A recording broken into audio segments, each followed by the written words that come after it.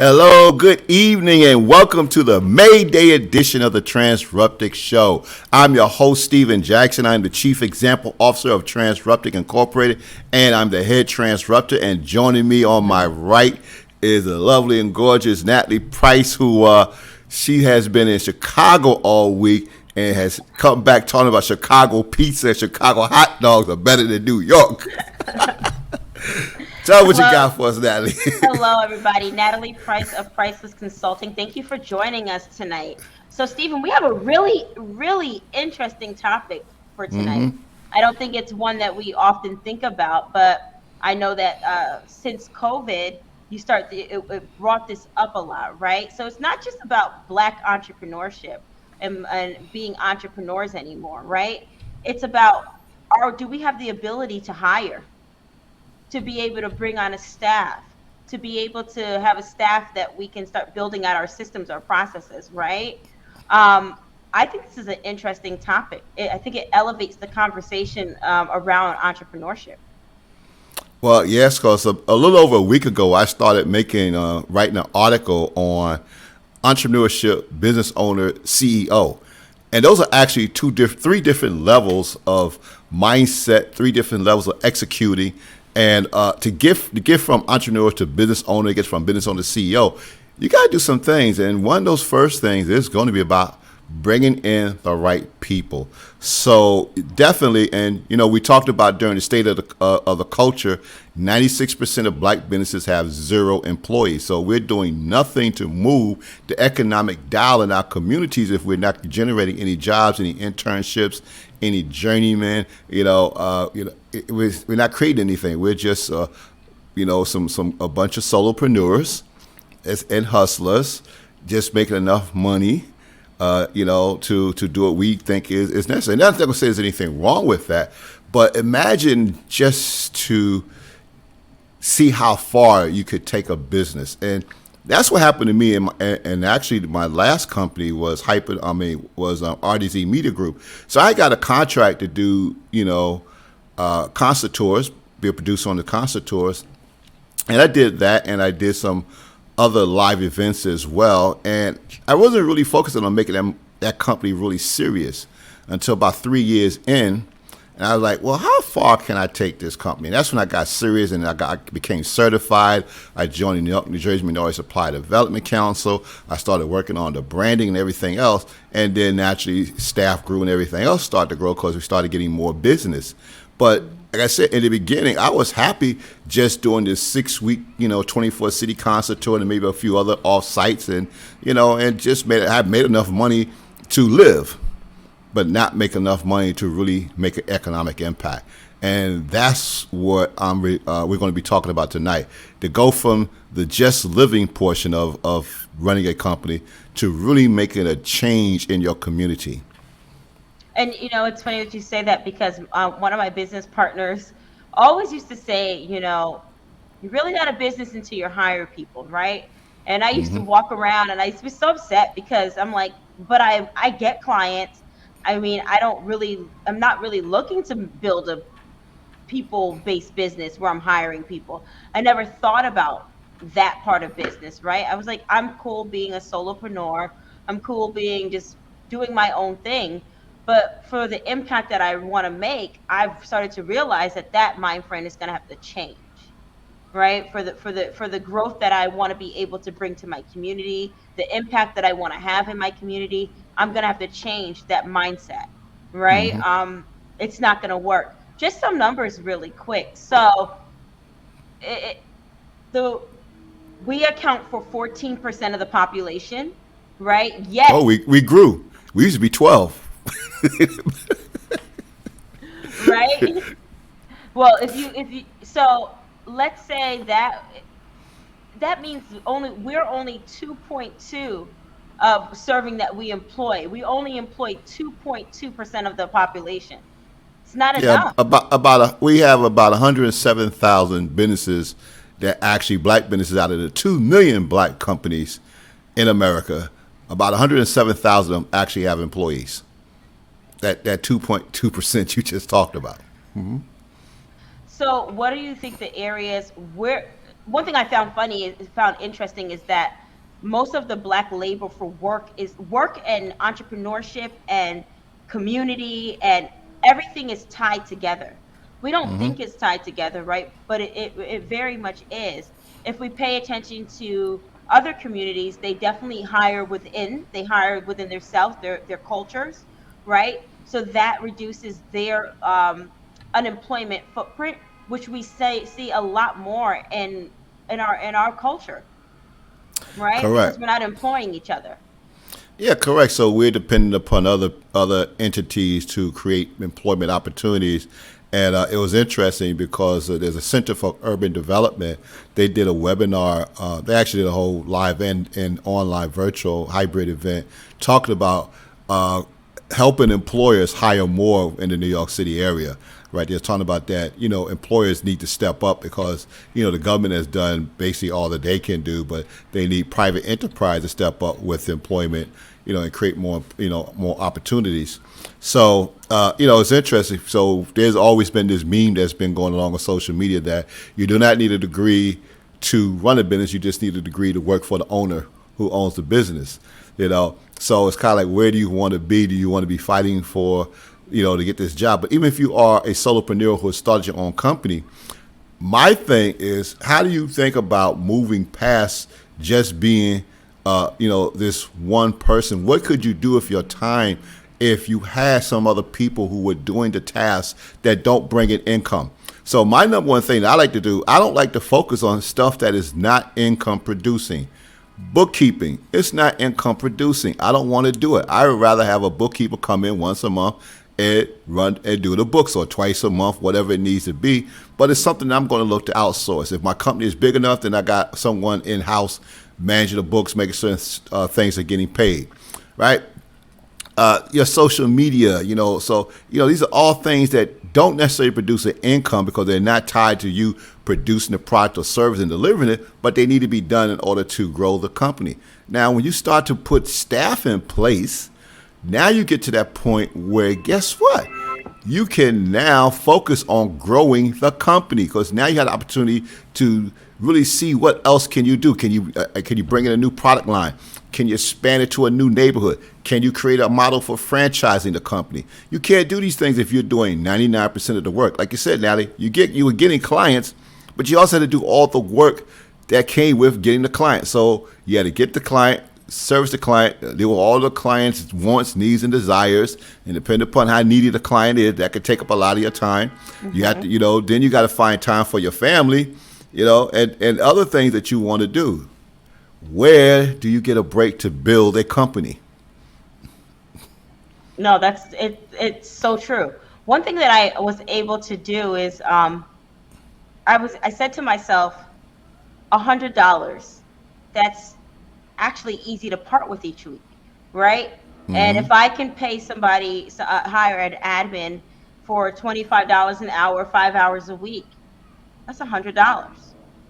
How that's just a start, right? But what would I do with 20 extra hours a month? What income producing thing can I do with the extra $20 20 hours a month? And then I said, well, that's only really $400. So anything that I do, as long as it makes 400 plus, I've actually see a return on the investment.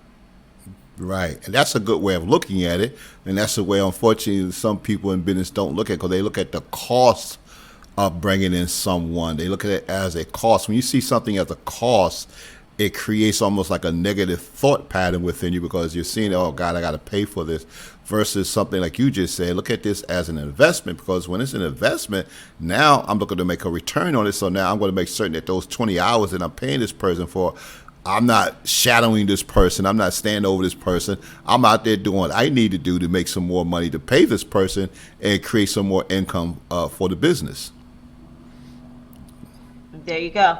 I have a I I'm looking at this report, and one of the things that it said is, now let's say that we are a black business and that we're able to hire, then it goes back to wages, right? What are we able to pay, right? And one of the reports that I'm reading says black businesses pay their business an average their employees an average of 29 a little over 29,000 compared to Black business owners with an average of 51,000, a little over. Well, think about it. One, there's a different reason for that. That could go to the type of black businesses that are out there. The majority of black businesses are not tech related businesses, so where they can, you can expect those higher salaries, and also look at the revenue of our black companies. They also are falling far behind of the rest of America. So we know that black women are the largest creators of businesses in the country right now, but they also have the lowest revenue of anyone. And the answer has been now to just throw more grants and more money at to them. That's helpful, but they still don't know how to scale, how they're going to scale up, how they're going to bring on a team or even create a team. It's not going to, once again, it's not going to improve the bottom line of them creating more revenue for their companies. Now, there is a serious advantage if you're early in your early stage of being an entrepreneur of bringing in a team. Once again, it's about freeing up some time for yourself to be able to do the things that bring in more income. And the first thing everyone thinks about, I'm bringing someone in, I got to come up with wages to pay them. Okay? And all compensation is not about the paycheck. Okay? And that's where we start to get creative and think. So if you had done the work and created a foundation for your company, that means that you have filed the paperwork, you spent $150 or $225 or whatever it was, and you have an LLC or you have a C Corp or whatever it is, S Corp, whatever it is, then you have the opportunity to give people in your company shares, a piece of ownership, right? That can be utilized in place of paying a high salary. Mm-hmm. Okay, so it's and that's one way. The second way is not everyone has to be full time, and technically, not everyone has to be an employee. If you can bring in someone as a contract person, where you just say, "This is the assignment I want to be done," right? There's no time schedule, so it doesn't fall afoul of the IRS 20 rules to determine if a person is an employee or independent contractor. Then that can work in your favor. So now you're paying a person just to get something done, just to do these tasks. You're not monitoring. They don't have to do this from 8 to 10. They don't have to attend a monthly or weekly meeting. They just need to do the assignment that they're contracted to do, and you're paying them according for that. The good thing about having contractors in the early stage is that you're not paying for unemployment insurance, workers' comp, and those issues. The contract person is responsible for those things themselves. At the end of the year, they get a 1099, and they're responsible for their own taxes. When you start to bring someone, even on a part-time basis, you still have to fill out. You have to give them, some unemployment, some. You have to give them some benefits, even when it comes to a part-time person. Then there's another thing that one can do. Let's talk about virtual assistants. Okay, because that's one of the first. That was my first, first set of hiring I did. Was I brought in a virtual assistant to do 32 hours. I get every month from this person, and they are completing certain tasks for me. Mm-hmm. Tasks that I don't want to be bothered with, that is not going to help me produce, it's not directly related to producing income, but is directly related to the operations of Transruptic. Okay, so once again, is that an expense? Is that a cost to me, or is that an investment? You see? One thing that you also have to take into consideration when you have to know what you're hiring for. Yes. Right? Sometimes we're not even sure what we're hiring for, what the task is. And I think that's where the systems come into place. What am I hiring for? How does this onboarding look like? Right? Even if you have a virtual assistant, what is the manual you're going to give that virtual assistant of how you like things to be done, right? So you have to decide, am I hiring somebody and understand the role and capacity that I need them at? Or do I need to hire somebody that's going to help me understand what I need to hire? Those are two different hires. Correct. And the good news about if you're going down the road of virtual assistants, just about every good virtual assistant agency has a way to onboard, help you onboard. So they don't just say, hey, here's a group of people, pick one. No, they're going to ask you questions about what your needs are. And then that gets, I mean, the company that I chose, I mean, it was, a good almost 5 minutes of me answering questions on this online forum so they get the best to understand what it is that I need help with accomplishing. What do I know? What can, and they was able to match me with someone who could fit the skills that I was looking for. Okay. So, the good news about this is that you're 100% correct. However you're hiring, you do need help. You do need to understand what you're hiring for. Here's my co-star camper. He's feeling great today because he got groomed, so he got washed and nails clipped and stuff. So he wants to be all up in the show, showing off his clean, shiny coat. So I'm gonna not pay him any mind today. But that is pretty much what you're looking to accomplish. You want to have, there's information out there that can help you understand how to hire, what to look for. And it's, once again, these are questions that you want to have with people in your industry or, other business owners. One of the things I was being interviewed by a young lady who owns an organization called Black Barter. Right, so just created this whole Black Bartering Association, and she was asking me some questions, and the questions were really eye-opening. The first question she was asking me was, what does she see as my next 3 hires? Right, and I was like, that's a good question. I said, well, one of those hires would be a CTO, because the way that we're growing and scaling, I need someone to, no, a COO. I said, because the way we're scaling and growing, I need an operations person. I need someone to really handle the day-to-day operations of everything that we do. I said, I'm going to need someone to manage all of our affiliates. That's a national program director or affiliate manager. And then I said, I'm going to need, and I always love to create a sales organization because I want to groom someone to be a national sales director, But it caused me to think about how I'm going to grow my company, right? And what I want to see my company scale to. And then I got to put other people in place to do that. That's me now thinking like a CEO, not thinking like an entrepreneur. Okay. The entrepreneur was back in October when I was first thinking of this company. But now I'm already at this stage where I'm thinking like a CEO. I'm thinking about, okay, I need to have these divisions in place because this is what I'm going to grow and scale to. I think the other thing too, I want to talk to the entrepreneurs that are in you're doing it and you've been doing it for years. I've been in business for almost 15 years. So I've been doing it, right? But I've been doing it at the level as an entrepreneur. And I'm aware of that. And I feel like I've done a very good job, but I am ready for that next level of growth. But I think I had to go through everything I've gone through to be ready for where I am, if that Okay. makes sense, right? So it's what the reason why I'm able to speak to this today is because of what I didn't do 5, 6, 7 years ago, right? So now I have a different way of looking at it.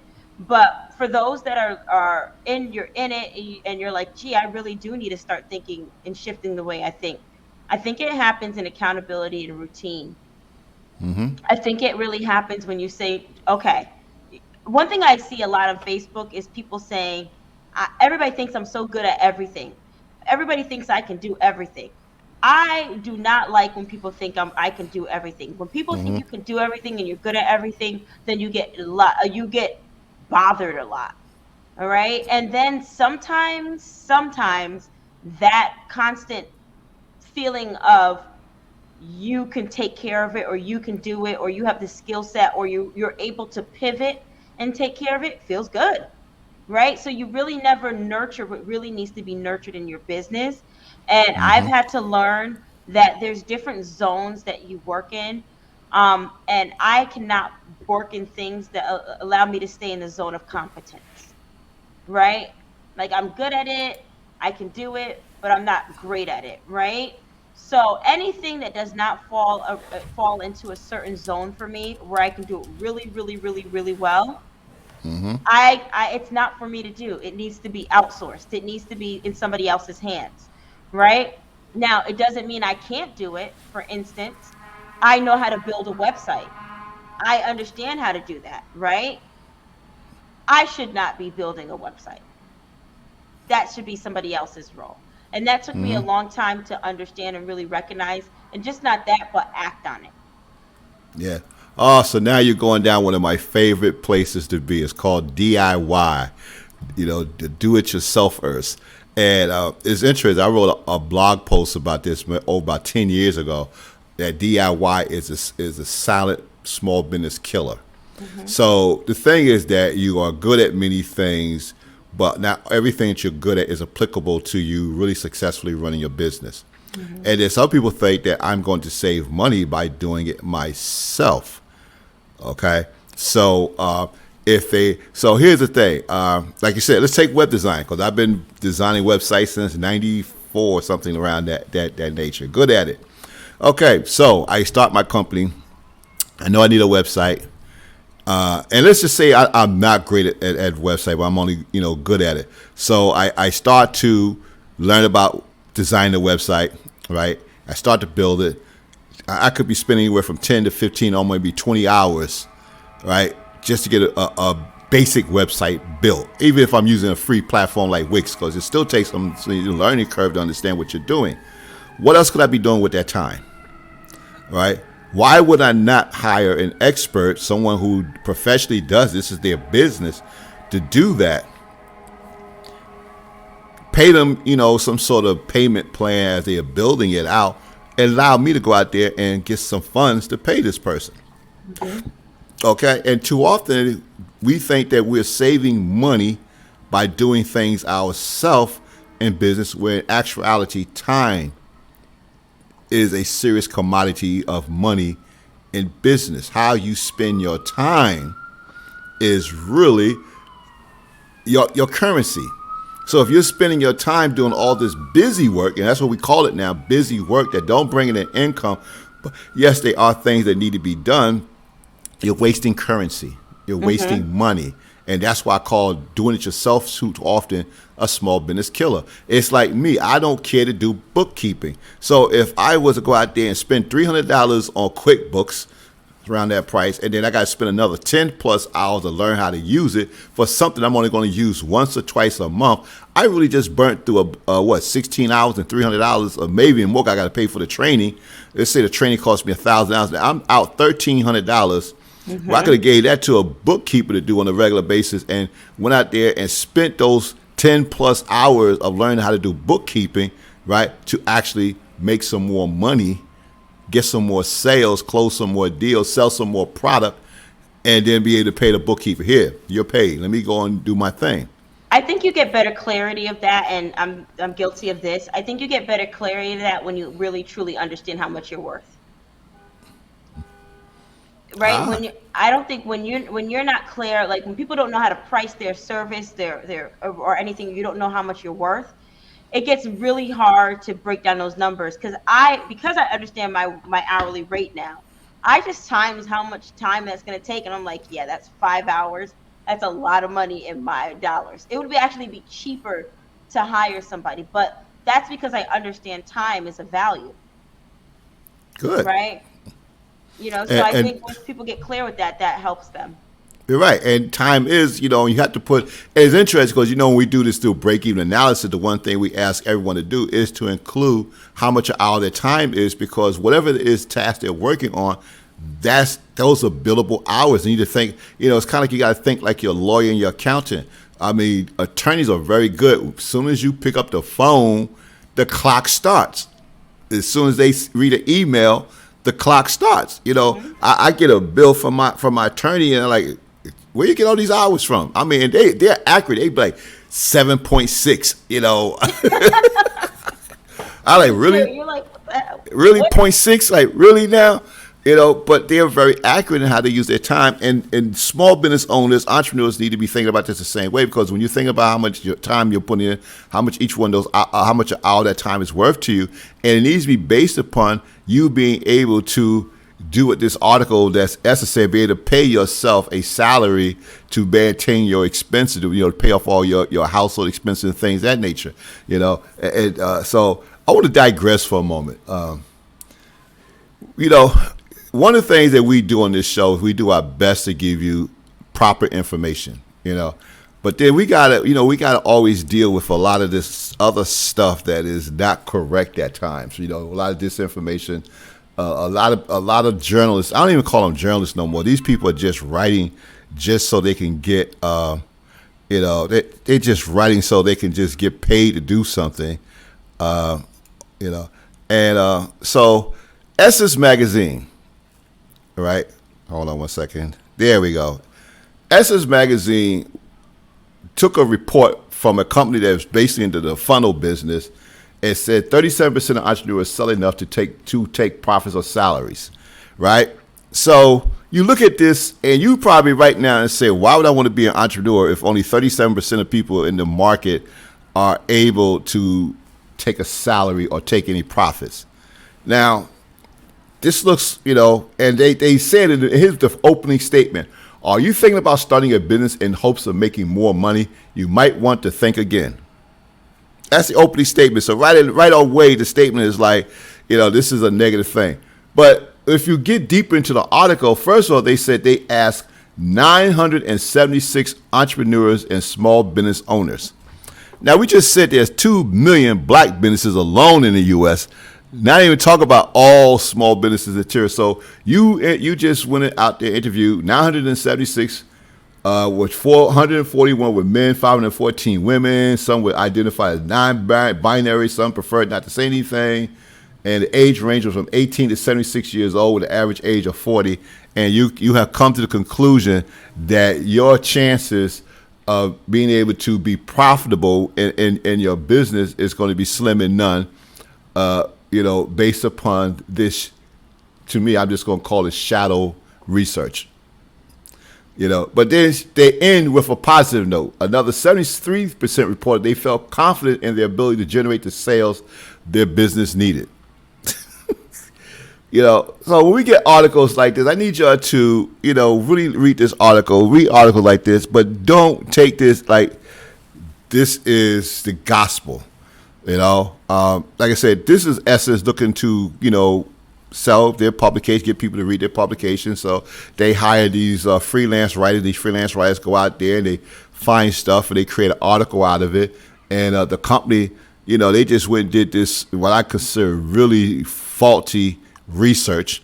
That's the thing about secondary research. You always got to check the source, which is coming from, and the purpose of why it's out there. So when you're out here researching about hiring and looking at research numbers and stuff like this, please check your sources so that you're getting good information on it. Because if this is the case, you're going to feel that you're not going to ever make enough money to pay someone, right? So why go through all this to even think about, I want to build a company where I could pay employees? Because if this article was true, only 37% of people in businesses are going to make any money that's going to allow them to be profitable or pay themselves a salary.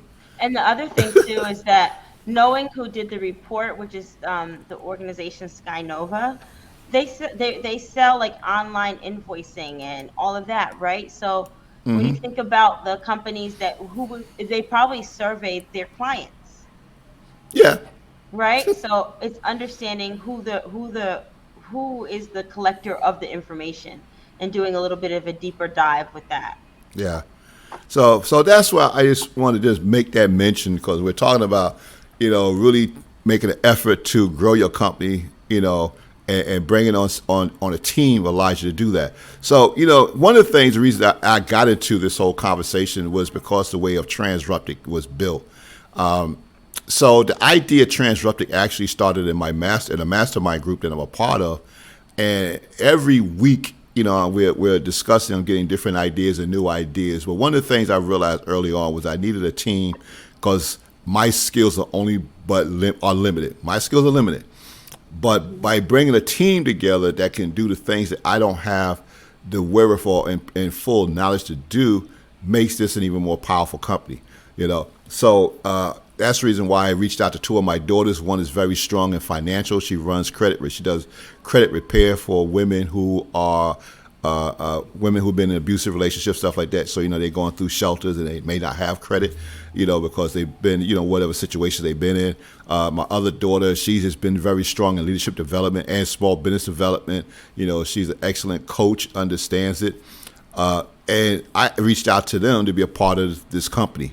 I reached out to another gentleman who I've been very working with, with when I was part of the workshop and business opportunities. We had a great relationship. He's been writing curriculums for over 20 years for the city of New York. He understands this. I reached out to him to be a part of this company. And this is, the first thing I'm offering them was like, hey, guess what? You are all owners. You're going to be part of this. We're going to be sharing. I'm sharing stock with you all. So they have a class of stock, and then my other daughters who are not necessarily a part of the company, they have a class of stock for them as well to be a part of this. So that allowed me to begin to build a team. Then I said, okay, I need a virtual assistant. Definitely needed that. So I reached out to a company, and I'm paying about almost $360 a month to use for 32 hours of a virtual assistant. Works out very well. This is an American-based virtual assistant. A lot of virtual assistants, not a lot, but there are a number of them that are Philippine-based companies. I have nothing against that, but it was really good to find someone who is African-American in this space and can do the same type of work. So this brain trust of individuals who come together has allowed Transruptic to look really 180 degrees different from my vision. And that's really a great thing, because my vision would have been just my vision. Not a lot of things I would have seen of possibilities. Mm-hmm. And that's what I mean by when you bring individuals together early. So there's been this thing amongst entrepreneurs to keep their idea a secret. I don't want to discuss my idea because I'm afraid someone's going to steal it. And that's not necessarily true. When you're putting your idea out there, you start to attract people with the same energy. The same energy, who are on the same vibration plane, who could bring something to your vision, help make your vision grow. And I want our producer, please bring up that graphic from Instagram. I want to talk about this particular company. So here we got 30 black men who have gotten together to start a company to help blacks in Baltimore buy homes. Now I want you to think about this. 30 black men got together, pooling their resources together to create a company. Now I'm almost certain that they don't all see everything eye to eye. They may have someone may not rock with each other. But the point was that they looked at an outcome of a situation, and they decided to pool their resources together to make that happen. I applaud those gentlemen, and that's something that needs to be replicated more and more around this country. It is not about when you're starting to grow a company and you're only concerned about you can only see your money. As I tell everyone, my money is limited. However, our money is limitless. This is about, really getting together and forming unity, partnerships, whatever that may look like, that can take your company further in these growth stages. That's a really good point. I think that more collaboration is definitely needed. More working together is needed. So I'm going to say this. I have a collaborative mindset. I do think that sometimes it has hurt me as a small business owner, right? Because sometimes you put yours aside to continuously help people to move their ideas forward or their concepts forward. So I think a collaborative mindset is important, but also make sure that you know the value that you're giving, and make sure you're getting that value back as well. Right. So here's another. So we just gave you another solution. This is it. You're an entrepreneur, right? You got limited funding, and you want to scale your company. I'm saying start to put your ideas, talk about what you're doing, put it in areas where you can attract other people. Join some sort of think tank, join some sort of mastermind group, where you're getting together and you're getting ideas, or you can discuss a concern. You get other people to chime in and can show you other resources that you yourself may not see. I have to admit, the mastermind group that I'm a part of, I get something out of it every week. I get an idea, or I get something to say, hey, this is something I can add to the company that I didn't think before. Matter of fact, I remember and it's about being committed to do it. So we every Thursday from 12 to 2, we have office hours. And I was actually in Virginia Beach, headed to the hotel, and we was early, and I'm sitting in my car, actually in a rental car with my daughter, listening to the program, and one of the members said something so profound that it generated an entire white paper from it. That idea was so great. I'm like, that's a whole research topic. And that's where the first white paper came out, entrepreneurship as a career path for people of color, because she said, what if black people thought of entrepreneurship as a career path?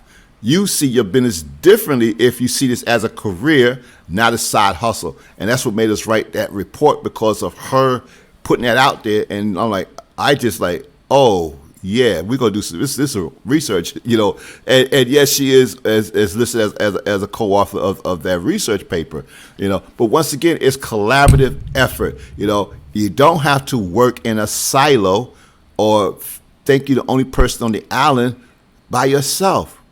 And you don't have to, if you're stressed about how you're going to pay people, look at how you're going to invest in people. Some people will rock with you because they just want the opportunity to sharpen their skill, to be a part of this, knowing that there's going to be a bigger payoff later. It's how some films have gotten built, have gotten produced. One thing I like about the film community is that they will come out, right, and help you shoot a film, knowing they're not going to get paid right now, but know that if this film makes it into the circles and stuff, they will collect. Not they're going to get credit on it. They want the credit. They say, hey, to add this to my portfolio. But then also know if this film, really starts to grow some money, they can get paid. So they're willing to come out there and be a PA, production assistant, producer, camera person, whatever it is, to help on these type of projects. We need to think about how do we do this in other businesses as well. Be collaborative, okay? If I want to open up I'm going to open up a fruit stand or whatever that may, a restaurant or whatever. I need to think about how can I collaborate with other people, and not even though I don't have income, but I got enough money to do this, versus having all this other income that I think I need and don't have. So I was talking to, and this is where we get, this once again, this is about community. Because if a community isn't like those 30 gentlemen are involved in building helping people buy homes, that's a powerful community right there. Right there, you got 30 representatives all over Baltimore helping black people do the number one thing of wealth generation in this country is home ownership. That's powerful right there, because in the last several years, black home ownership has also taken a dive. We own less home, and it's getting harder because corporate America is now buying up homes. Buying up all the homes. So, Stephen, you say entrepreneurship, why don't we think about it as a career? And I always like to challenge people the other way around, too. Why don't you think your career as your entrepreneurship? We're not seeing enough black executives in certain positions that are needed. I don't think we understand the impact of you being the executive of a wholesale distribution plant, right? And getting a say of the kind of vendors that gets chosen, right? Mm-hmm. Those vendors can be manufacturers that are black and brown. That gives you a voice, right? So entrepreneurship, I look at it in two ways. I look at it as you owning and scaling your own business, your own entity. But I also look at it as your career and where are you going in your career, right? Because there are plenty of C-suite executives that are making six-figure salaries, right? With, plus they get car stipends each month. So it means you're basically not paying a car payment or car insurance on top of that stipend, right? What could you do if you're making $250,000, $300,000 a year? What can you do? What can you invest in? What can you buy? Who can you help? What can you do in your community, right? Well, when we think about investors, where are they coming from? Well, you're 100% correct. The interesting thing about that is that I see that there's going to be some ingenuity. Blacks are going to be creating some apps that's going to allow these executives to pool their money together and invest in different black-owned types of businesses. So we're starting to see that. We've seen Serena Williams, created a fund for women. We've seen a few other rich individuals who worked hard to make their money have started to create these funds to invest in black businesses, right? But they're looking at a specific type of black businesses. There's nothing wrong with that. You do like anything else. You invest in something, you want your money back, make some money, and make a good return on it. The interesting thing about venture capitalist funds is that the majority of the money that venture capitalists put out there, they don't make a return on it. Most of the companies that they invest in just don't scale to the point where they get their money back. So they're kind of making these crapshoot bets. I'm gonna bet across the table, and if I get one or two winners, that take care of the 9 or 10 losses of the others. So I understand it. So I don't.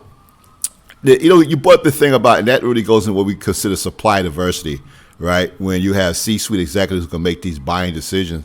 And the thing about supply diversity, that's something that has been battling. There's an organization called the National Minority Supply Development Council.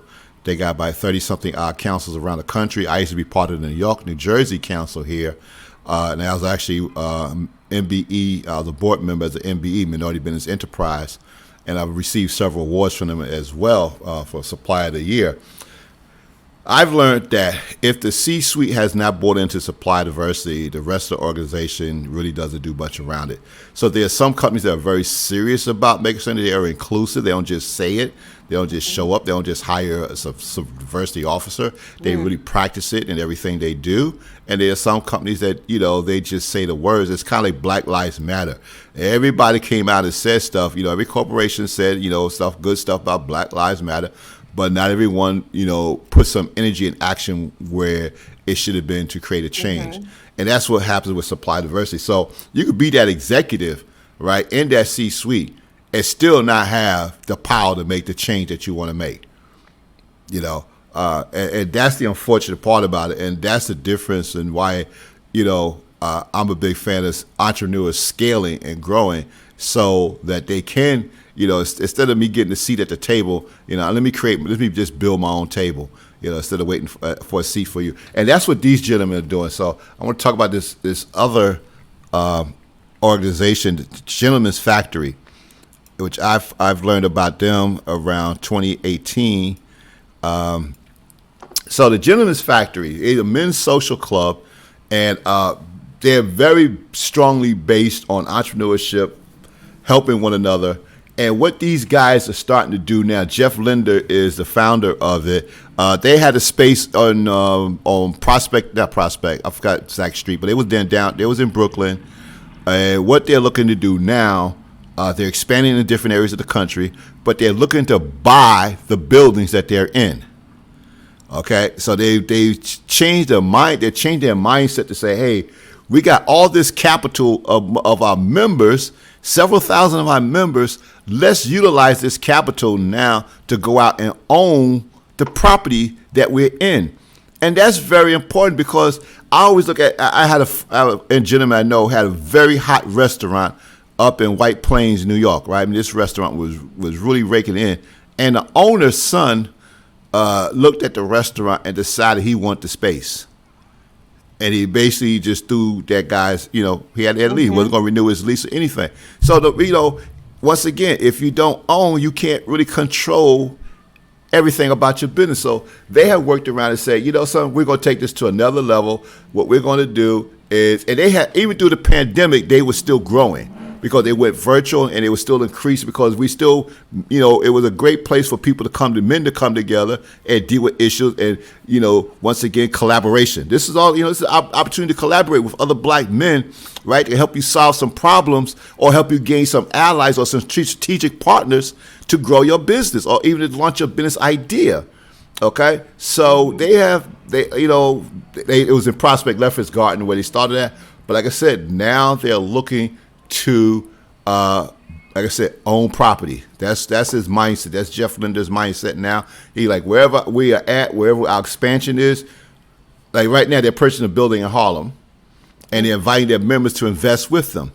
So it's like I can own a share and own a piece of this property. This is powerful.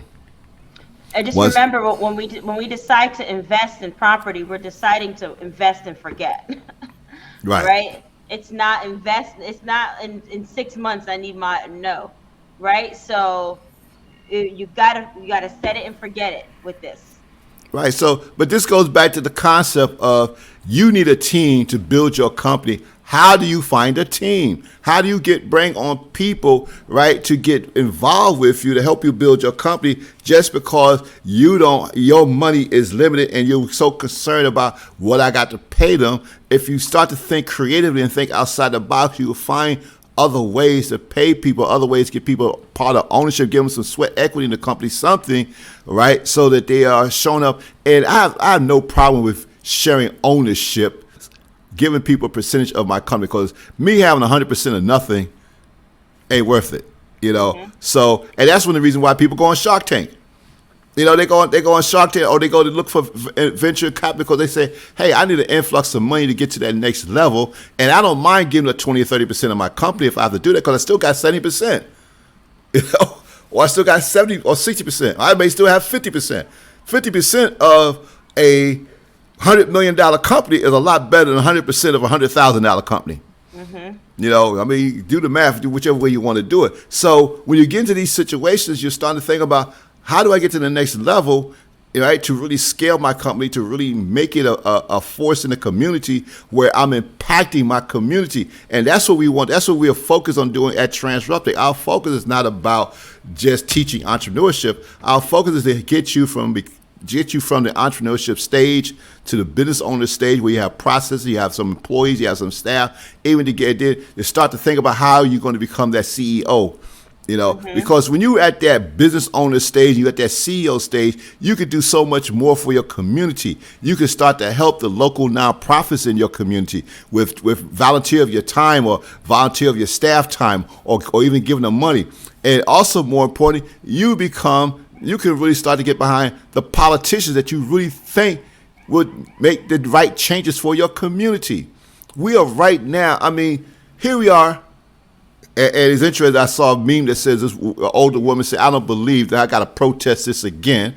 So we're right now seeing a big shift that's going to happen in this country, and all because we have allowed certain politicians to stay in office too long. Yep. Way past their usefulness, okay? And because they're there, because they don't really represent the communities that they really serve, and we see this from local city politics all the way up to our Congress and Senate, right? We can make those changes with our dollars. Business owners can actually put more dollars into campaigns, like I've done over the years. Okay, there's politicians, local politicians, and state politicians who I've been supporting, because I want to see them continue to do the work and do the positive things for our community. They need money to get elected. They need time to get elected. I have one of our good friends, Rocky from Waco, Texas. He's been working hard to get this woman back into the city council. He said, Steve, I work phone banks. I done put up signs. He's really done work. And of course, he's done work with his dollars as well. But there's certain people you want to support because they mean best for your community, as opposed to certain politicians who only show up when it's election time. You only see them for 3 years. You don't get no comments from them for 3 years. Your cries are going on, and they don't even care about you. They're more concerned about the corporate who is giving them the real, the bigger dollars. But they'll come and get your vote. And also, I need start paying attention to how public hearings are being held in your local community. Yes. I know that pre-COVID, you had to go wherever your capital was or wherever that is, and that might have been difficult. But now, a lot of the COVID implemented Zoom meetings, they've kept them in place. So now you can speak, you can have your voice, be at home and Zoom and do that. And that to me is that's the way that equity begins, when access is there for everybody. Right. So I don't want us to ignore the small but very powerful steps that equity is presenting itself in terms of access to information and a way for your voice to be heard. Right, but these things become possible as you scale a business. When you're still a solopreneur and you're making 70 grand a year, 100 grand a year, you don't have no staff to help you scale up, you're still stuck at, not being able to do a lot with your time, a lot with your energies, because you have a family as well. But when you start to think about how can I bring a team together, how can I get other allies on board with me so that I could really build this company, it may not be 100% of mine, but it would still be the majority of mine. But much more important, I got some allies help me scale, help me see this vision, to make this vision even bigger, right, and more successful, where now I am in, I can influence my community. I'm hiring from within my community. I'm creating jobs. I create some internships. I create, and I'm supporting those local nonprofits and other local small businesses as well, you know, and that's the importance of what happens when you get employees. So, it's interesting. Dr. George Fraser talks about how Asians, right, help solve their unemployment problem. And they have done that by opening up Chinese restaurants in our communities. If you look at the Asian population, every time they open up a business, every aspect of the business they open up, the work is being done by business owners in their community. So if they open up a storefront, the contracting is being done by Asian businesses, right? The stock, the insurance, the painting, all this is being done by their own community. They are hiring these small businesses within their community to open up something in your community to make money for you. And I think that they're investing now into these crab lobster boil shops and crab shops. They've done their research, realized, hey, black people like this too. Okay, we're gonna open up these stores. I've seen a number of Yes, I've seen that. several in Harlem. There's a few opening up in the Bronx, up by where I used to live at, up by Parkchester. So they will go out there and once again they're pooling money together. They're You want to know pooling resources. the funny thing is they don't even. So I'm in the nail shop the other day, right? And I'm looking around and I'm saying they don't even use marketing material for us. Right? It goes back to the vendors and everybody that's used. There's nobody black or brown on their wall. They're using themselves on a lily pad looking like this, right? This not us. And I was just like, wow, a business that does not even have to market to us, you know, through their images. They just have this one look for all of them, and that's it. Right. So once again, here we are talking about cooperative economics, right? The ability to scale, work with others, but that begins when the mindset starts to shift and say, this is not about we, this is about us. I'm not building a business just for me. I'm building a business to create generational wealth, something I could pass on to my children, something that I could have. I may even one day decide to sell it to the employees, and that is a possibility. You can sell your company to your employee. Actually, you can make your employee owners. Okay, and they Yep. have a certain amount of shares in the business. As the business grows, they share in the profits of the business. All these are tools to help you scale and grow a company beyond you just being that solopreneur. And that's what I want everyone to start to think about and take away from this is that there are ways to grow your company besides just the traditional way that I got to have more money to do more hiring. There's some creative ways. There's some collaborative ways that you can do it, but you got to be opening up to that and actually start to go to these locations or even join certain groups where those discussions can be had, like the Gentlemen's Club, or as you see these 30 gentlemen in Baltimore, Maryland, who has done the same thing. So they got together somewhere. Somebody had a conversation that said, hey, let's do this and invited more. And what they did, they invited more, obviously, to get to 30 people.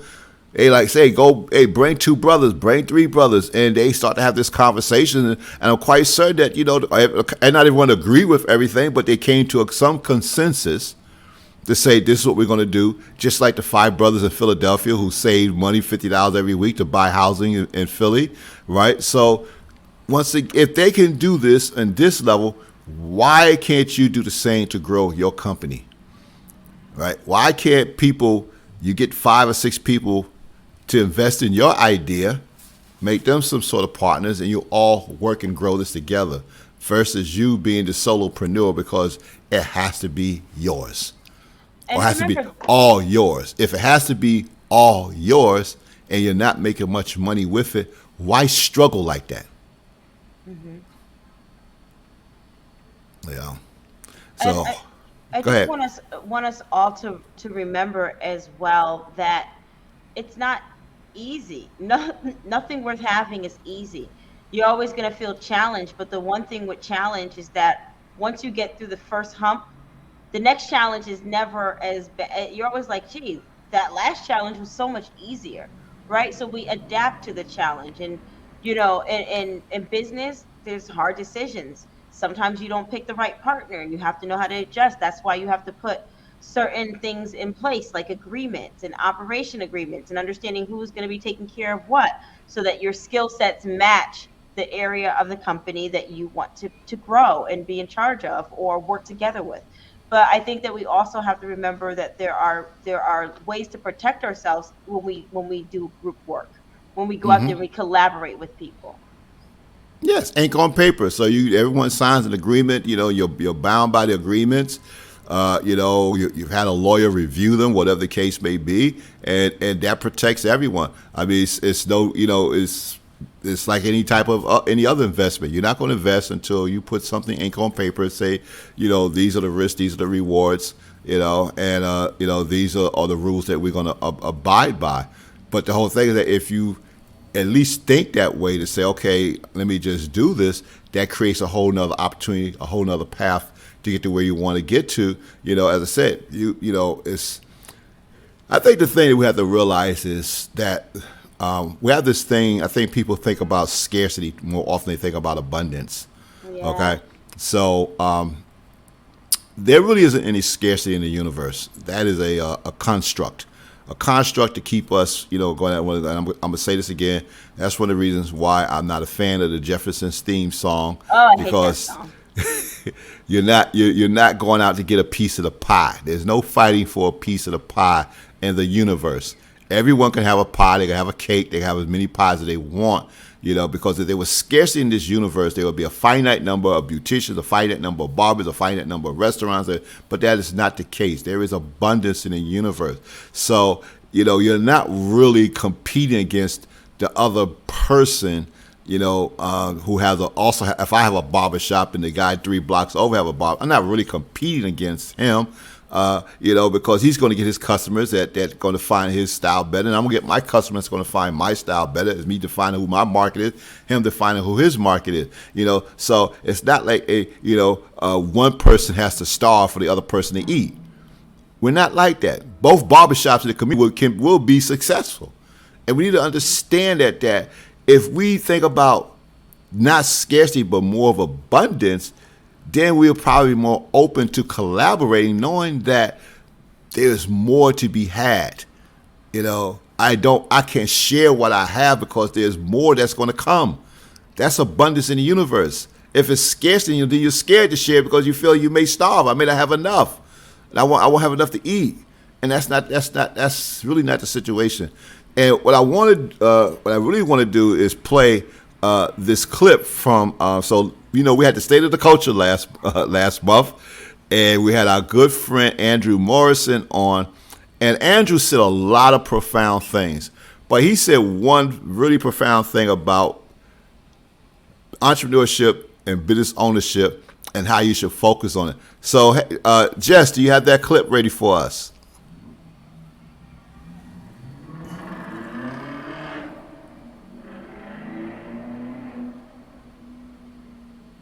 Relationship. So right now, I want someone to listen to me right now and stop trying to build a business. I want you to have a posture where you can begin to attract customers. Where you can become far more magnetic. You can become magnetic by starting where you are, with what you have, with who you know. Most people undervalue their relationships. There's somebody out there who knows someone. There's somebody out there who can connect you with a tribe. There's someone out there who can connect you with a union, a religious organization, fraternal organization, different types of organization, an apartment community that actually wants your product or service. The next type of R is your resources. Some of you have tangible assets in your garage, in your storage that you can actually turn to cash. And the third R, final one, is your past results. We always devalue our failures when Mm. your failures are actually the basis for a fortune if you know how to properly package that. And so once we bring peace to our past, once we become more present to the opportunities around us, then focus on the contract. Go from trying to sell one book to selling cases of books. And by doing that, your business can grow rapidly. Thank you. I want to, I want people to listen to that clip again because what he is saying is what we talk about: abundance mindset versus scarcity. You know, Dr. George Fraser, I'm going to quote him because he wrote the foremost book on networking for African Americans. He always say, "You show me the 5 people in your network, I can show you your net worth." You know, so and this is you have resources that you're not even aware of that you won't even utilize because you have this scarcity or you have this fear, whatever. I'm saying let it go, let the past pain go. Okay, so the last deal didn't work out. You got to let it go. There's no need to keep carrying that around in you because it's stopping you from growing. Okay? Andrew and myself have had multiple failures over the years. Andrew had a successful business where his bookkeeper was robbing him. She was writing, bad checks to herself and stuff like that. That didn't stop him from continuously doing what he had to do. To consider, it hurt, it was painful, but he got over it. I've had multiple failures. I built stuff that I just knew was going to be a hit and couldn't sell one of it. I'm like, geez, I had 1 year, but I lost 90% of my business income overnight. I was really like, how I'm going to survive this year, and have great friends like Andrew who, kept me from being evicted or whatever that, what those things look like. I had some great union clients who I was able to get more business from. Things happen, but if you carry that pain around, you're not going to grow. So the reason I'm reaching out to you because somebody got a bad employee story. Somebody hired somebody. And I'm here to tell you that if whatever that person looked like that you hired, right, and you had to, whatever they did, you had to eventually fire, let it go. I fired my sister after 3 weeks on the job because she became like an enemy combatant. She thought that, she didn't have to really work. She could do what she wanted to do, and that really wasn't the case. So I fired my sister, didn't speak to me for 3 years until she opened up her own beauty salon, and she had employees, and she realized what she did. So we made amends after about 3 years, but I moved on. I didn't sit there and say, I'm not going to ever hire anyone again because I fired my, damn, you got to fire your own sister, man. That mean, how can I trust anyone else? But that's a different mindset. So you talked about the entrepreneur, the business owner, but then there's the CEO, and right, like in between the business owner and transitioning into that CEO mind frame.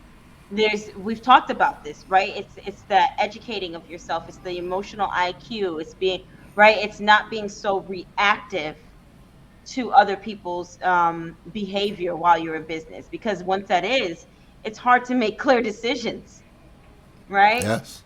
So I think that's a different mindset when we start to pay attention to, letting things go. That's that you have to be in that place where you're willing to. So there's enough money in the world for everyone. Yes, there is. There definitely is, and we keep forgetting that. So actually, Melanie is a part of my mastermind group, so I'm going to actually talk about a subject that we talked about this afternoon because this really means a lot to, it just goes to what you just said. To get to the mindset of being successful, and even Andrew talked about this during our show, the State of the Culture, you got to invest in yourself. Okay, the same way how you put money in your business to get the tools and supplies and stuff to operate your business, you need to be investing in oneself as well. If you're not investing in yourself to help you become a better person, to help yourself get to the next level, to understand where you fall short at and to improve upon those things, then there's nothing that you can build that's going to be scalable and be as successful, because it really starts with how you think and how you see the world. It comes with what is on the things that gets your attention. So what gets your attention is what you begin to focus on. And what you focus on is what you make your reality. So if you're focusing on, employees are paying the behind and, whatever, then that's what those are the type of employees you're going to you'll get attracted to. Just think about when you think about something negative, how often it shows up in front of you. So investing in oneself helps you get the tools to move beyond that type of thinking, to get to the point where, once again, you realize that there's abundance in the universe, right? And you can attract that abundance, and you start to make decisions, right? That is, can be scary. And there's nothing wrong with having fear of something, but fear is the opening door of excitement. That means you're going to learn something. If you're not scared, you're not going to learn anything new. You're not going to experience anything new. You're right there in that what we call the safe zone. And the safe zone is where the brain loves to keep you at, because its brain number one job is that you remain safe and don't do anything that could possibly kill you. So the brain will sit there and say, no, come on back to the safe zone. That's a little scary. But when you are experiencing fear, you get to learn something new. You get to do something new. You get to do something that you've never done before and make an accomplishment. And as you do this and get out there in the world and push yourself further and further outside your comfort zone, and you learn more, then fear becomes almost like a tool to you.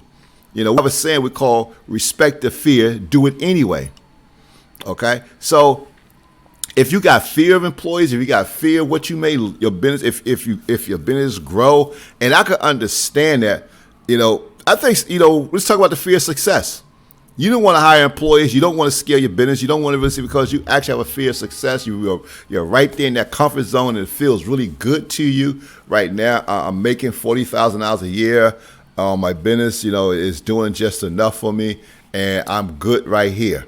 And that's your brain talking to you. It's going to BS you and tell you, and I'm here to tell you that there is more for you. But it's going to take you to invest in yourself and grow yourself to that next scale where you're willing to take that risk and that opportunity. So it's not about fear, because there's lessons. It's not you don't really it's not about failure. Because there are lessons when you don't reach something the first time. It just means you didn't go about it right. It gives you the opportunity to retool, rethink, come up with a different approach, and go after it again. Okay? It's not about, I got burnt once, I'm gonna take this, I'm gonna carry this bad relationship around with me for the rest of my life because, it was one bad relationship. And it's too often, and we do this too often in our daily lives, and the only way we can get over, we gotta let some things go. Gotta let it go in order to actually move on. And that's what investing in oneself helps you to do. So if you really want to get to the next level in your company and build a company that's going to grow and sustain and really give you all that you desire and deserve, start investing in yourself. And then go out and listen to yourself, and then go out and start investing in and putting the team around you. Start attracting the people that can take you to the next level, because they're there. The universe is going to supply those individuals to you. All you got to do is ask for them and be prepared to receive them, and be prepared to open up your mind and work with them. But Stephen, one thing I want, when you say to be prepared, I think people think be prepared. The universe is going to give you what you want, and it's going to be beautiful and pretty. But sometimes you get people that are actually your challenge, but you needed that challenge, right? Yeah. And we don't see that right away, and we discount it and we push it away. And we say, you don't know what you're talking about, right? So I want, when we put the request out to the universe to send me the answer, the person, the place, the thing, whatever that might be, I need us to be open to how that is given to you, how you get that, right? Because sometimes we're not open to constructive criticism, and then that could have been what you asked for and you didn't even know it. That is so true. It's funny you mentioned that, because I had a 30-minute meeting with a Weibo graduate from the last class, and she was telling me that the first night I was really tough on her.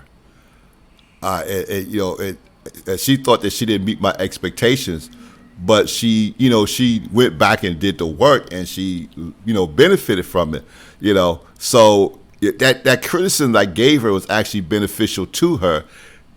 She probably didn't like the way I delivered it, because I know how I can deliver things at times. I can be very blunt. I would say I'm working on it, but that'd be a lie.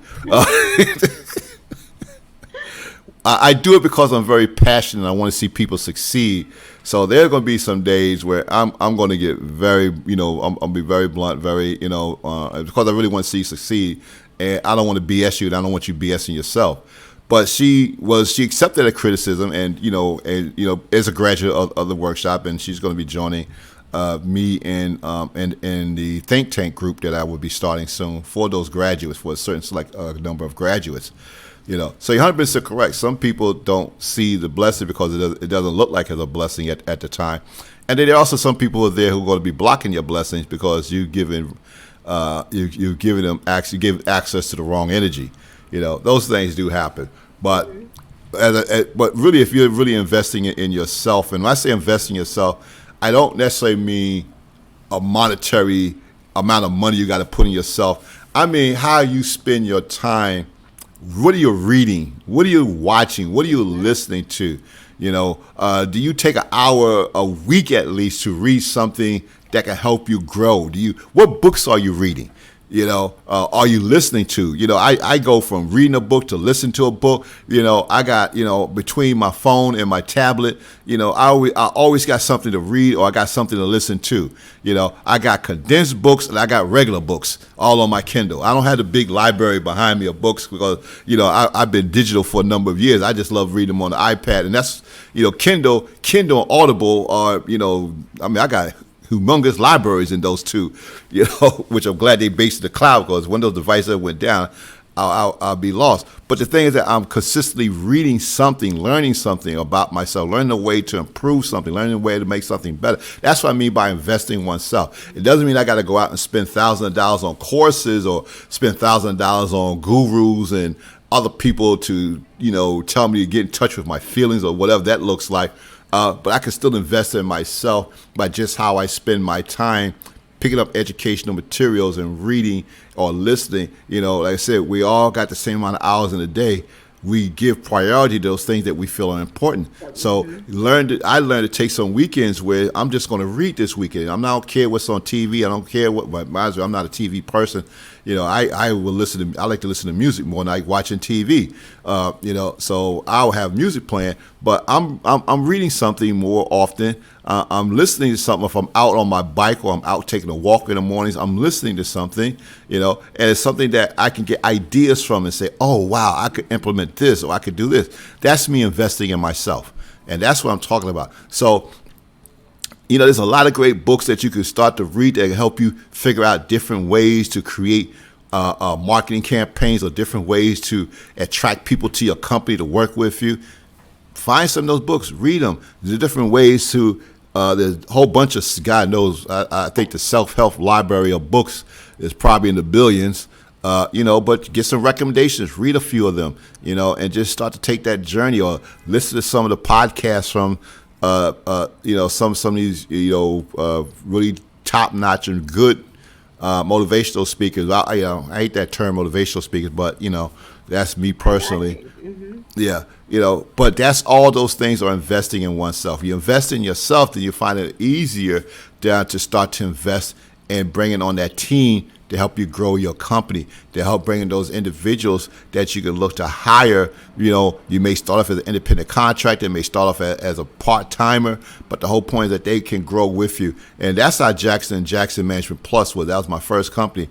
Once again, it's interesting. I've started companies where I just couldn't grow it by myself because that company was a employee leasing company. So I had to bring on someone who understood human resources. I was a member of SHRM, SHRM, which is Society of Human Resource Management, but I did not know enough about human resources to be out there trying to manage somebody else's employees. I also didn't know enough about payroll. I had to bring in someone but I learned enough to know what they should be doing. I learned just that amount, but I still had to bring on a team, a human resource manager and a payroll person or payroll people over time to manage that company. That was not a company I could run by myself. So I had to quickly come up with ways to figure out how am I going to pay these people, right? And I come up with, as soon as I got the first client, I said, okay, I got a client. I need a certain amount of hours per month. I'm going to pay you at the end of the contract for these hours. As I get more clients, I can give you more work and more work till you become a full-time, if you're willing to work with me. That's what I sold my first human resource man and my first payroll manager on. I said, I can't give you a full time because I don't have the clients right now, but I'm going to get them. And when I get that first client, and I need you to do, if it's 10 hours a month, whatever, bill me for that, right? You do that part time, whatever. And as I grow and give, then I could bring you fully into the company with the salary that is, and we agreed upon the salary, we agreed upon a stock share and everything else. All that was in writing, and that's how I went about getting those first employees in that company, And, so I had no problem giving up some ownership and find a way to say, hey, I need people. I can't do it myself, but here's some creative ways for me to compensate people, right? while they worked with me and we built a company together.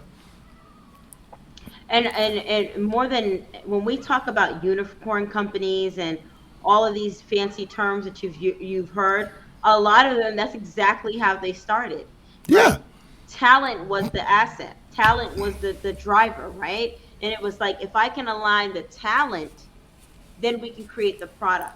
Then we can correct. scale the product, right? So, for all of you that are baking cakes or making candles, think about how you piece together to come up with the candle or to come up with the cake. It's all the products coming together to create the actual asset, what's going to be sold, right? Think about, that's how you should think about as you're building out your business. What do I need to do to be able to grow this asset? Correct. That is true. So I think we have really covered this subject. We've given a lot to it. So I want to, before we sign off, I want to talk about two things. Always like to put some good stuff out there. So let me start the screen share a minute here. Share screen. Here we go. So Google has stepped up and put up millions of dollars on into creating digital classes for entrepreneurs. Okay, you can take a bunch of subjects. It's called Grow on Air with Google, or it's actually Grow on Air with Google.com. So it's welcome to Grow with Google on Air, and they got all kind of classes. They got some upcoming stuff: explore digital marketing, e-commerce skills, negotiate like a pro. They have a bunch of these are all on-demand classes. Connect with customers, digital skills for everyday tasks. Drive traffic to your website with SEO. Showcase your business and products to shoppers online. Design thinking for entrepreneurs. Level up your leadership skills.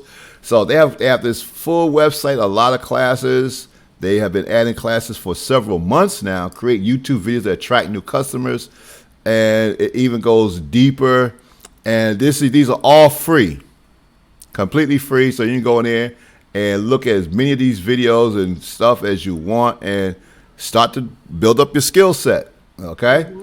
Once again, the only thing I would say, remember, this is self-study. So pick the ones that you feel you need the most, help in, and start with those, and make sure that you can really put together the time. Because one of the things that about the self-study industry that we know is that the majority of online classes are never completed.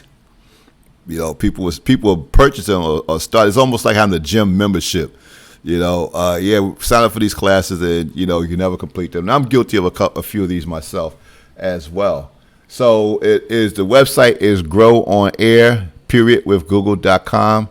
Hold on one second. Let me just copy that and put that in the comments. Oh, I can't. I can't drop these in the comments. If you drop it in Jessica, she'll drop it over there. Yeah, okay, that's true. So I'm gonna give it to you, and you could drop this for everyone to take part in. Okay. And there was one more thing I wanted to show. Oh, so next month we're doing cannabis, right? Next month is going to be our program is going to be on the cannabis industry, and already Medgar Evers College has started a cannabis minor program to help individuals in our community be prepared to go for the licenses. I understand that next month in New York State. So right now the tri-state area has legalized cannabis. It's legal in Connecticut, New York, and New Jersey. So, so they have a program aimed to provide students the business skills and acumen necessary to get in one of the country's fastest growing new industries. So it's a minor. You won't get a degree in it, but it is a minor. And primarily, this is the first school in the CUNY system that is actually offering anything for people to learn about how to run a cannabis-related business. Okay, and this is being held at Medgar Evers College, and they're right there in the central Brooklyn, really convenient, and really work with the community. So I'm actually very glad to see that they did this. And next month, our show is going to be on the cannabis industry. Mm-hmm. We're going to talk about how to get into the industry. I have been an investor in several cannabis companies. I am an investor. stock owner in several cannabis companies. I was, I was basically, I had conversations with politicians about how they're going to structure legalizing cannabis. I know recently Mayor Eric Adams has devoted like $40 million to cannabis here in New York to make certain that people who were affected by it have the opportunity to be able to get some of those licenses in the industry as well. And that's something we didn't see happen in other parts of the country. Nope. The people most affected by it did not get the opportunity to get those licenses.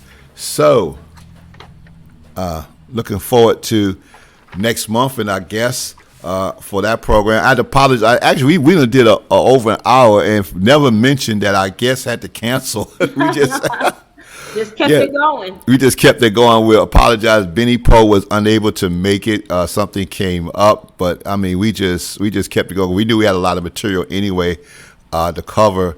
And I hope that you all got something that you can take away from this and think about how you can scale your existing business, or if you think about going to business, how you can really create a business of scale. And, my last words is stop thinking about my money and let's think about our money, because we can do more with our money versus you can do with your money.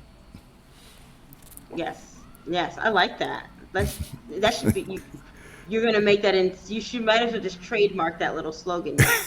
Yeah. See, everyone who knows me knows that I would trademark something instantly. So just do it. Yeah, I might as well. I know everyone, especially my mastermind group, they know I trademark. First thing I'm gonna do is file a trademark on anything that I think. And I'm actually happy about that because. Transruptic is now in the journal, so it has about 20 some odd days before it becomes a registered mark. And a couple of days ago, I got notification that entrepreneur ecosystem, which is a key term that we're using for Transruptic, is also in the journal, about ready to be a registered mark as well. And you think about, why would I trademark? Thank you. Glad you enjoyed it. Is anyone think about, why would I trademark a word, two words like entrepreneur ecosystem? It really speaks to what we're doing with Transruptic. So to give you an idea, Natalie, I don't know if you've seen what we have done in the last couple of weeks. I mean, we just been rocking it. So people who are taking our workshop are going to have web hosting, website, and an e-commerce platform. Our focus is that when they end the 12-week program, they should have generated some sales and definitely generated leads, even before they get into the 12-month think tank. Okay, we are going to be doing small group coaching. We already just chosen a company for that now, and financial literacy. So, and on top of that, I'm negotiating to provide the entrepreneurs in training with a part-time virtual assistant as well. So this is what we are providing to people coming into our program, because once again, I want you to be able to scale your company. I want you to be able to hire people. So in order to do that, you have to have a serious marketing plan and be making some sales. So we got to give you all the tools necessary to do what you need to do, so you can focus on the most important parts of your business. So all this is what we have just come. We've been going over it, and every other day the team throws something at me, and then my mastermind group throws something at me. And then, I'm like, gee, this is a lot different than how I thought it would be, But like I said, that's a great thing. I'm thankful to everyone who's been watching the show, many of my mastermind groups, and definitely my daughters for all the energy and stuff that they bring to the organization. And this is possible really because of who I became. So they've realized that I took my DISC assessment, so I am a high D, but I'm also an I. Okay, so I am an influencer. I do still like to have fun. So I learned to turn down the D. I learned to be open-minded. I learned to say, okay, something, this way you want to go, let's go do it your way. And so I'm more concerned about let's get to the outcome versus how someone does it. Mm-hmm. So I've been rehabilitated. That has helped me become a better CEO. So now I'm focused. Hey, you want to do it your way? By all means, go ahead and do it your way. As long as the vision is we understood the vision. That's right. right. We have to go. You know what I mean? If you want to go this way, as long as it's not affecting the bottom line, Right. I can rock with you. Yeah, and as long as it's legal. That too. Yes, definitely. That too. So that is where we are. That's what we had really been building behind the scenes at Transruptic, and we're going to have a launch on May 21st, May 20th. We're going to have some people will be at my house. We're going to do just a meet and greet, toast, and then on May 21st, we're going to get into the real business of what Transruptic is going to be accomplishing and creating a new, stronger style of entrepreneur. Actually, a new style of business owners. We're not even creating entrepreneurs. We're creating business owners. I love it. Yeah, so, and we're doing it through a whole entrepreneur ecosystem because that is basically what we've done, and that's why I went out there and trademarked that term. Okay, Kemper, you got any last words? Yes. He's like, okay, we done. Any last words, Natalie? Yes, my last words are I just really want you to start thinking about what you said about abundance and lack.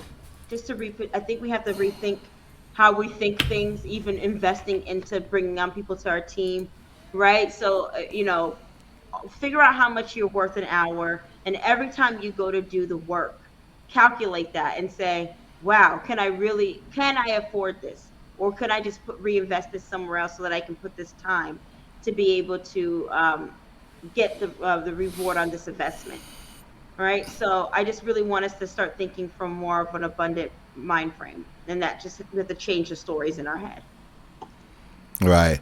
Okay, everyone. Thank you for spending your time with us this evening. We hope that we have inspired you, given you some great information, and help you take your business to that, as I said, to the next level. I'm Stephen Jackson. I'm here with the always gracious, smart, intelligent, and down to earth Natalie Price.